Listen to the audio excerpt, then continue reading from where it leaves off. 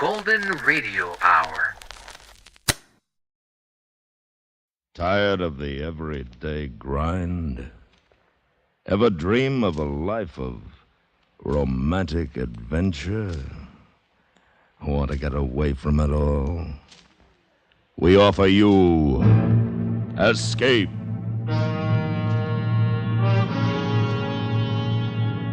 Escape, designed to free you from the four walls of today for a half hour of high adventure.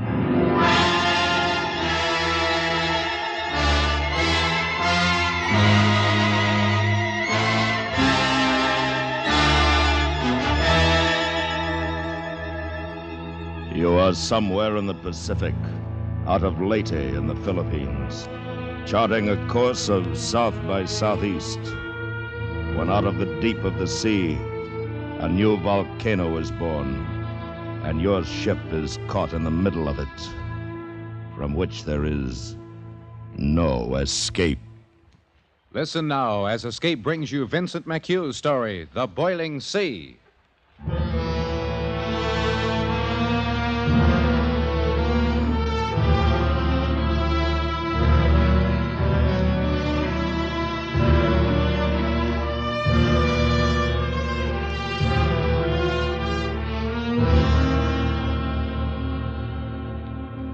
It should have been an easy trip. It was the spring of '45. The war was almost over, and what few Japs were left that far south didn't figure to give us any trouble. I was first mate of the Hopi Victory, hauling cargo with the landings in the Philippines. But this trip, we detoured south to the tiny island of Karazuruti in the Moluccas to pick up a detachment of Rangers, a demolition team, and bring them up to Samar. We cleared for the north about 1830 hours, and as darkness fell, I went out on deck. There, I found Lieutenant Drury, the Ranger CO, and his top sergeant watching Gamkamura, the volcano, over on the island. Hi, McCallum. Evening, mate. Quite a sight, isn't it? Sure it is, but it'll get better. We passed closer to it off Tonati. In the dark, you can see the lava spouting like 4th of July. We got a look at a small one back on Kazaruti. Inactive. This whole group of islands on both sides of the strait is volcanic, they tell me. That's right. Now, you can have my share of them. That big baby there used to keep us awake nights, rumbling. Well, they aren't exactly conducive to peace of mind, I'll admit, Sergeant, but they're very interesting. I'd like a chance to study one more closely. No, not for me, Lieutenant. Well, probably won't get another chance now. The men all comfortable, Sergeant? Well, it ain't the Queen Mary, sir, but they're okay. Sorry, this baby wasn't meant for troop transport. No matter. We're used to improvising. Well, night, gentlemen. Night, Hi, sir. Drury. Nice guy. The best. One of them guys with principles. Serious. You know, educated. Them kind usually get clobbered first thing. But he's come through. Plenty. You have a time back there in Kazaruti? Not much. Jap radio station. Half starved out already. Of course, they put up a fight. They always do. But not so bad. Hey, look at that thing. Belching smoke a mile high. Flashing like... Yeah. Spectacular, all right. Hey, Lieutenant, could I interest you in a human scalp tanned with mangrove bark? Got me a couple of extra back there. Sell one cheap. Oh, thanks, Sergeant. I got one scalp. I hope that'll last me the run. That night, for the first time since we left home, I couldn't get to sleep. I tried reading a while and gave that up, too. Finally, I got a cup of coffee and took one up to Hannigan on the bridge. Hey, thanks, Mac. Just what I needed. We sipped our coffee quietly. The bosun stood silently at the wheel. The time was 04:25 hours. We were steaming up through the Molucca Passage. Course 1 degree true, speed 18 knots. A smooth, gentle swell. The phosphorescence in the bow wash was bright enough to show our hands and faces. It was peaceful. Hey, Mac, you smell anything? Coffee? No, come here, stand over here. Yeah. A little sulfur and something that smells like wet dust. That's what I thought, too, sir. Well, couldn't it... Say, isn't there a volcano over there in Halmahera where you might be getting a little land breeze? Yeah, but we passed it an hour back. I'll take it. I got him. guys spitting over the side up there? What's the matter, Brown? I just happened to notice my intake water's heating up. How much? Well, it's supposed to be about 25 degrees centigrade around here. It's 29 now. We're pulling sludge, too. Looks like pumice. Okay. Guess you better call the captain, Hannigan.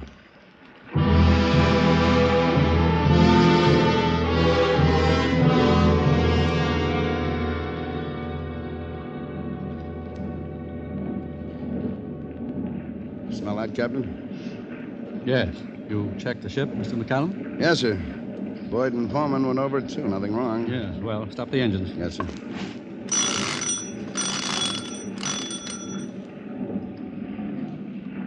Mr. Hannigan, you've checked our position? Yes, Captain. It's verified here on the chart. Sonic depth finder on, Mr. Grandjean? Yes, sir. Turned it on right away. Reads 1143 fathoms. Now, see here. This is where we are, about 35 miles west of Gambaki and Halmahera, nautical miles, that is. Yes, sir. Now, over here, you see, less than 3 miles northwest, you've got a Vigia. Somebody reported a shoal there once. Hasn't been found again since. Might be anywhere in the general vicinity. You see here? It's marked 18 fathoms.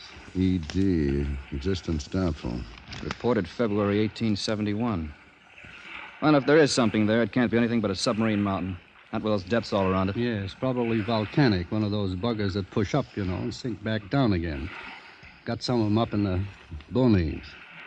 But all we've got to go on is this old captain that came through here in 1871. Probably a whaler. Didn't care where he was, so long as he had his foot on a fish. You think he could have got his bearings in Halmahera?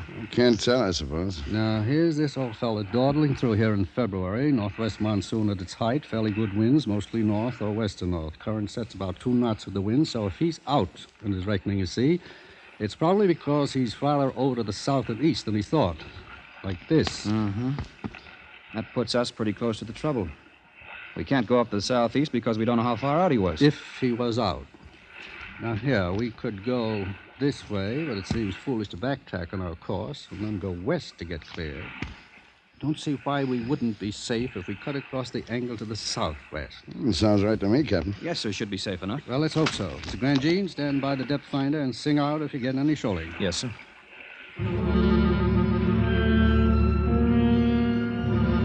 The ship was at dawn GQ with the engines stopped. An eerie ocean silence hung over everything. It was still dark, but a soft glimmer was beginning to show behind the peaks on Halmahera. Start the engines, half speed. Yes, sir, half speed.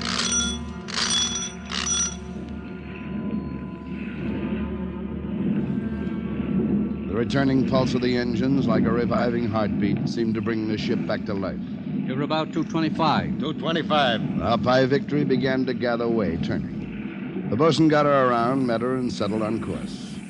Hannigan stood by the bridge farm. For minutes, we stood quietly, watching, waiting. Now there was a rosy smear in the east behind us, a gloaming on the sea.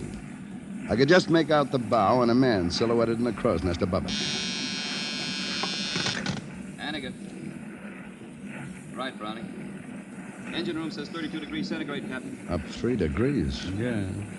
Stay on the phone, Mr. Hannigan. Report any change. In another few minutes, we'll be able to see a little more. Captain, man in the crow's nest. He's waving. Captain, the thermometer reads 38 fathoms. Rock dead ahead. Full left rudder. Full left rudder.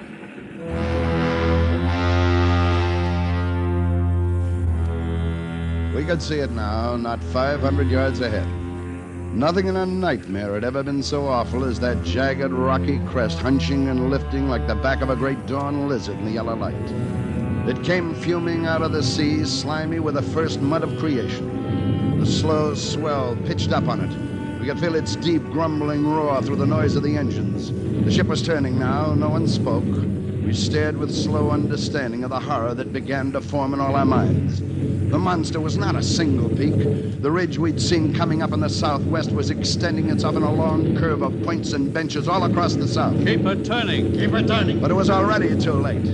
Clear across the red-pink wash of dawn, a black spur joined onto the east. And when we looked north, the swell was lipping up on a jag of new rock that thickened to the west and hooked on down into the southwest. The Hope High Victory was completely encircled. We were trapped in the middle of an emerging volcano.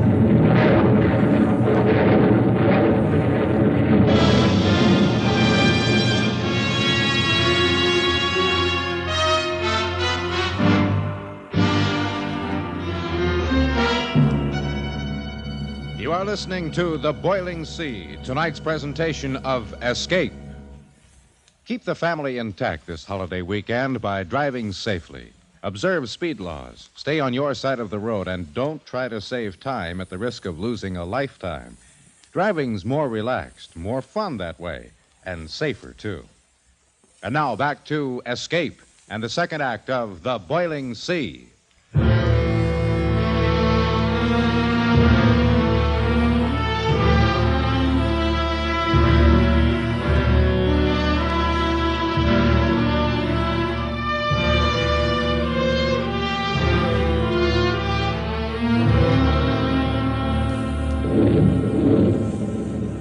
Took a few seconds for the full impact of the situation to hit us. Encircled, trapped in a crater of jagged rising peaks on every quarter of the compass. Still, nobody said anything until Captain Hazard spoke in a quiet voice. All right. Stop the engine. Then we all noted. The wash dropped away and the Hopi Victory settled, floating dead in a fuming black-brown lake that bubbles like mud coming to a boil. The terrible, stony rumbling jarred up through the soles of our shoes.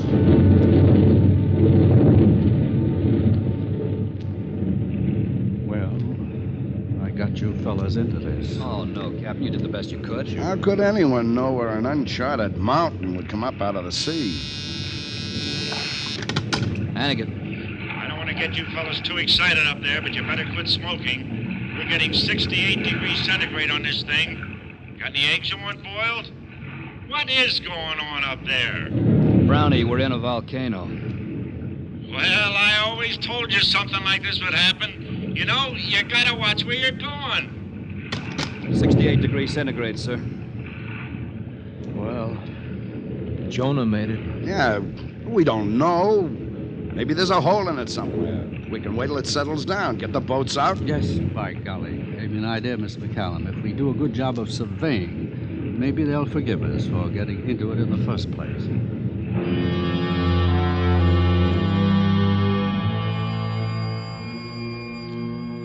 No one mentioned the chance that we might never get out. We lived in the crater of a mountain in eruption. It was still working and thrusting, but its force had begun to die down. In the west and southwest, its highest peaks were maybe 50, 60 feet above the sea. In the north and northwest, much lower, we could see the swell breaking over it in places. Mr. Hannigan, you will check and recheck the position? Yes, Captain. Mr. Grandjean, you will take bearings and measurements of the rim, starting at 0 degrees and working all around the compass. Yes, sir. Mr. McCallum, you will pass the word that we're going to try getting out of here just as soon as the first shock is over. Don't want them to think we're not doing anything. Yes, sir.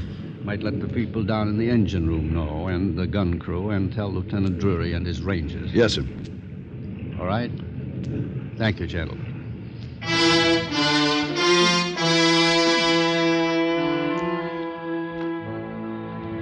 I carried the message to the other officers. Men were hanging over the rail looking at the dead fish in the putrid water. Everybody was coughing. The sickly gases came up in spurts and slow blobs. Here and there, a small geyser pattered down stones and mud on the water. There was a wash of gloomy sun on the crags to the west. Beyond lay the glimmer of the Molucca Passage, like the hope of life itself. It seemed very distant now. At breakfast, the captain was still cheerful. All right, gentlemen, we may as well eat. May not have another chance for a while. What do you think, sir? Well, looks as if the first one is about over. We'll get the boats out after breakfast. See if we can't find a hole in it. Just a Western omelet for me, Mess. What if we can't do that, sir? Maybe we can find a place to get the boats across. Isn't far to Halmahera, you know, about 36 miles, but I'd hate to... Wish I knew more about how these volcanoes behave. It might sink down again in an hour or two, or it might keep building up. Could I make a suggestion, Captain Hazard? Yes, go ahead, Lieutenant Drury. My boys are trained in demolition work. If we can find the right place, I think we might be able to blast a hole big enough for the ship to get through. Yes, thank you, Lieutenant. Yes, we've been thinking the same thing. Only trouble is, a blast like that might set the whole business off. I suppose we'd better wait till we've tried everything else first. We take the boats out right after breakfast, sir? Yes, Mr. McCallum. You will take one and go north to the rim. Follow it to the east. Mr. Hannigan will take the other south and follow it west. Lieutenant Drury, a detail of your rangers can go in each boat. What about communication, sir? Yeah. Too bad we don't have radios in the boats. We'll have to use flare guns. 1 flare if you find a hole big enough for the ship. Confirm it with a hand lead. Then 2 flares to command. The usual recall signal. Yes, sir. Well, gentlemen, we're in God's hands now.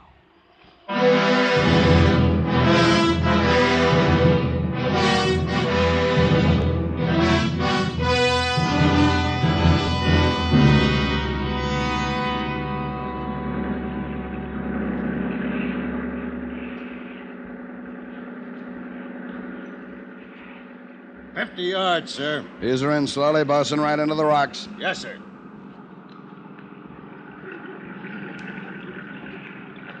Take a look at that water, Mac. You ever see anything like it? Slimy, gas bubbling up. Not very inviting. Take a look at what's ahead, Lieutenant. Yeah. Doesn't look like any rock I've ever seen before. There's something monstrous, something tortured about it. Yeah. It's all yours, Lieutenant. Ready, Sergeant Votar? Ready, sir. Easy, bosun. All right, hold it. Steady.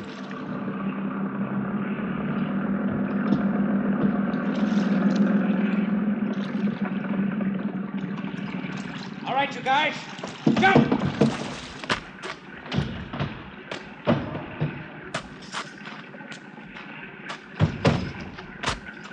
Okay. Good. Now hand over the picks. Get specimens of the rock. Votar, you're going up the top and check. Yes.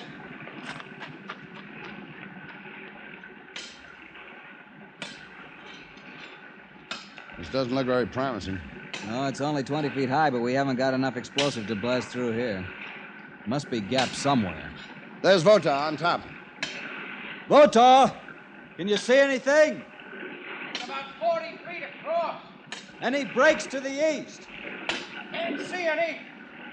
Can't tell for sure, though. All right, come back. We'll go down farther. We cruised slowly along the rim through the dirty, brown-black simmering water, stopping every few hundred yards to break off specimens of rock. It was hot. We felt as if our bodies were drenched in a heated grease. The crater had a general downhill trend to the eastward. In the northeast sector, it came to what appeared to its lowest point. Here, the swell broke clear across the shallow peaks. This is the best place for blasting we've seen yet. Yeah, it doesn't look bad. Might be possible. Let me take 4 of my men on those rocks and try to find some likely openings for charges, just in case. Okay. Move in close again, bosun. Listen, Drury. Those rocks are wet and that swell has plenty of power. Watch yourselves. Don't worry about us, matey. We don't mind wet feet. Uh-huh. Set her easy, bosun. Okay, boys, over we go. Come on, get the lead out. All right, men. String out. Look for cracks. I'll hold her off, bosun. You stand by with the line secured, ready to toss them just in case. How about this, mate? You think we'll have to try it? Last resort? I don't know, Walt. Looks like maybe, unless Hannigan found something, we shouldn't. I don't know. Blasting in this stuff is like lighting a firecracker on a dynamite factory. We may have to take the chance. Yeah, look back there toward the ship. That dirty yellow guck. We ought to break out the gas mask if we had gas masks.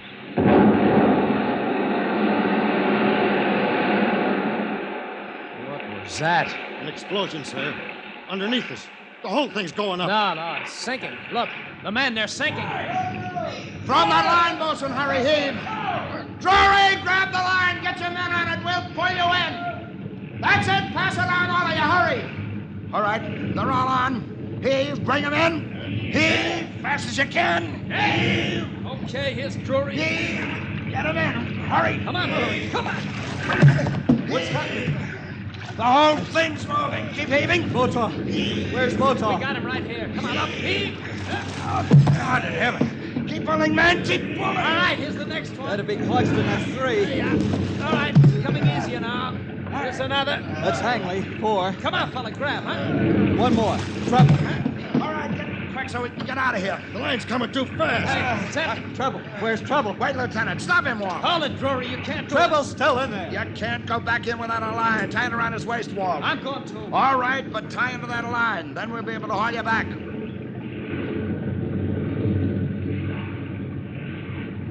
over the side, disappearing into the murk and the sludgy water. The shocks were increasing in violence now. They jarred the teeth in our heads. We looked toward the ship and saw the western rim of the crater thrusting up in a great wall behind her. Then Walt's head appeared close to the boat, his face black, and he shook a hopeless no. He dived again 2 or 3 times and then let us pull him in. But Drury wouldn't give up. Come on, pull him in. He's fighting us. Well, fight him back and get him into this boat. Yes, sir. Here, I'll give you a hand. He. Let me go. We gotta get trouble. Let me go. You can't waste any more time. Get in. It's no use, Drury. But he's in there somewhere. We can't just let him stay there. Man. No. Come on. All right, Bosun, take her out. McCallum. I'm sorry about trouble, Lieutenant, but he is one man. There are 100 men back there in the Hope by Victory. Yeah. Sorry. It's getting worse every minute. If we're gonna do anything, we gotta do it fast. Hey, look! Over there where the rock sank. That gap's big enough for the ship. Yeah, maybe. But is it deep enough? It's gotta be. The whole thing may go up any minute like a Roman cannon. All right. Bosun, fire one flare. Walt, get the hand lead. I've got it. All coiled. Don't heave a drag at 10 fathoms. We'll quarter across the gap. Sing out if you feel anything.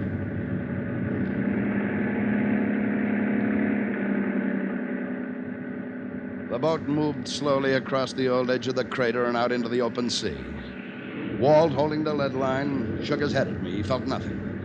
I turned carefully in the swell and quartered back into the crater. I could see the Hope by Victory creeping toward us.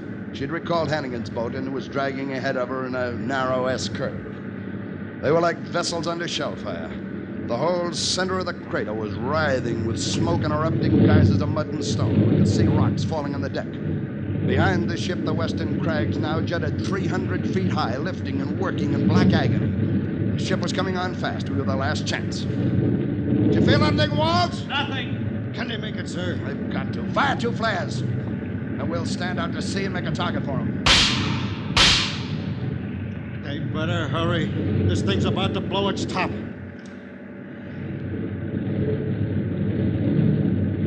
All right, heave to, Bosun. We'll stand here. You'll never make it. That gap's too small. Be a tight squeeze. The captain's got it perfectly centered. Yeah, well, he'd better. It's coming full speed. If he misses... Hannigan's through. Another minute, we'll know. Men, if they crash, we'll have to work fast. Unless the shock is enough to set the whole thing off. Here they come. The swell's breaking on the bow. He's not slacking speed, and it's too small. It's too small. They're in. She's coming through. She's coming through. Save your chairs. We're not out of this yet. Hey, he's not cutting his speed. He's not going to leave us here. Calm down. He's turning between the 2 boats. He'll get us on one side and Hannigan on the other. Look, Captain signaling from the bridge. Bosun, give her full speed. Give her everything you got. Parallel his course. Hang fast the kiss, Bob, and hang on. We'll pick you up later. You heard him. Botar, Drury, Walt. Help me get that line when it's thrown down and don't miss. Right.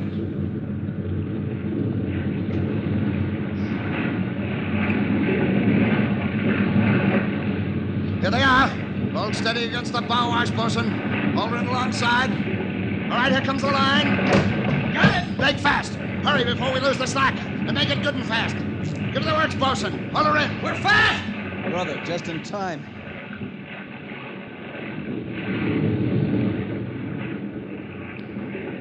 All right, Bosun. You cut the engine. We're under tow.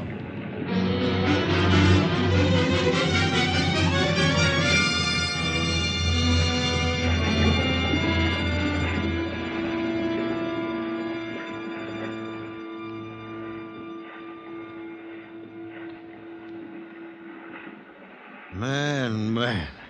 So we ain't gonna sleep on a bed of coals tonight. Brother, I ain't never felt anything so good as the pull on that line.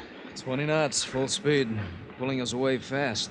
Maybe 2 miles already. You can't be too fast for me. Just look at that thing, will you? It's an inferno. Yeah, it's sure. Look! Look!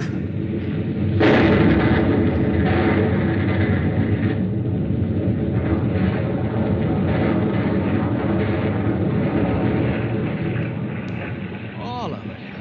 The whole thing. It did blow its top. Walt, help the bosun with the tiller. Hold her in. Grab the gas swab, Drury. Help me knot it back as far as we can, and stay down, everybody. Stay down. There's a wave coming. A tidal wave. Look at it. Come on, pull. Now hold. All right, get down, everybody. Keep down. We thought we were safe. It's 50, 60, maybe 100 feet. It'll take the whole ship, everything. Keep down and hang on, then. Here it comes. Here it comes. Look out!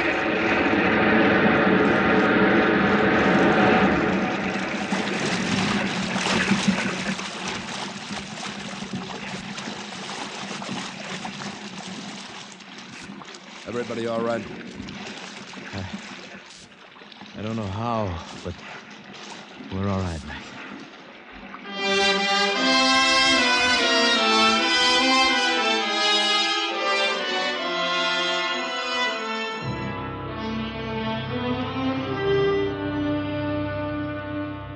That wave had lifted us to the level of the rail of the Hopi Victory.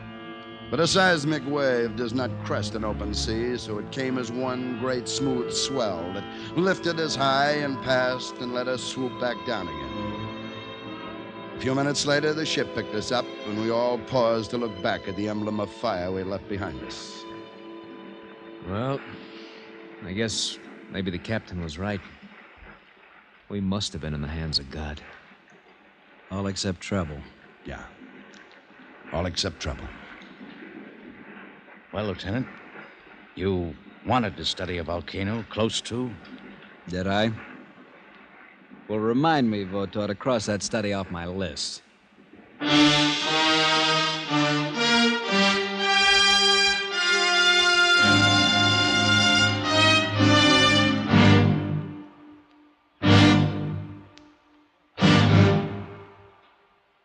Escape, produced and directed by David Friedkin and Morton Fine, has brought you The Boiling Sea, a story by Vincent McHugh and adapted for radio by John Dunkel. Featured in the cast were Ted DeCorsia, Herb Butterfield, Harry Bartell, Herb Ellis, and Tony Barrett. Also heard were Jack Moyles, Clayton Post, and Jim Hayward. Your announcer, Bill Anders. The special music for Escape is composed and conducted by Leith Stevens. Next week.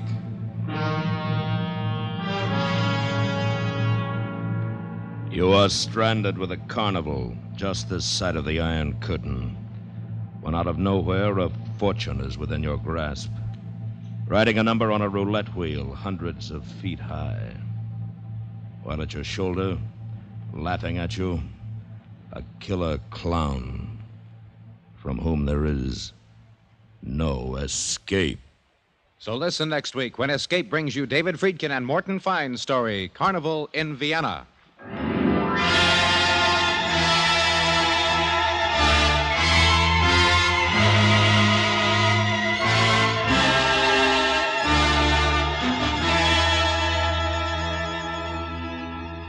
Stay tuned now for Night Watch, which follows immediately over most of these stations.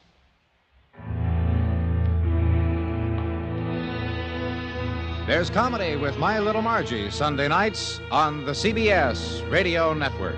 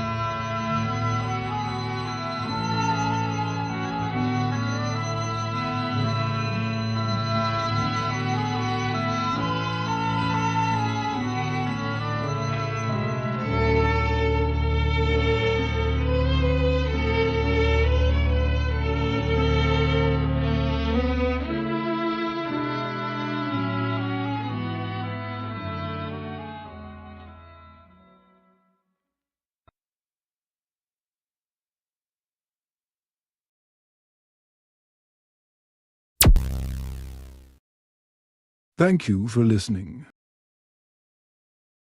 Please like and subscribe.